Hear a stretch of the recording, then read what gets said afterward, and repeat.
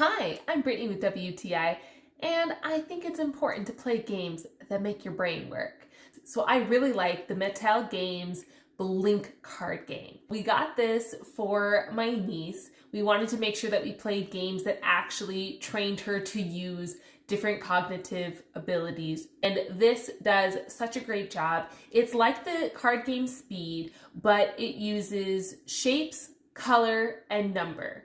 So you are looking for these three categories in determining which card you're going to put down, and you have to do it fast.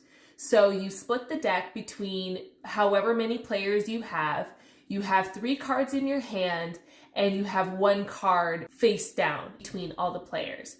Now, when everyone's ready, you have your 3 cards in hand, you flip your card, and now you can play on anyone's card. So if you have a 1 purple star and you see a yellow circle, but it's just 1, you can put it down because that's the number. Or if you see a purple diamond, even if it's 5, put it down because it's purple.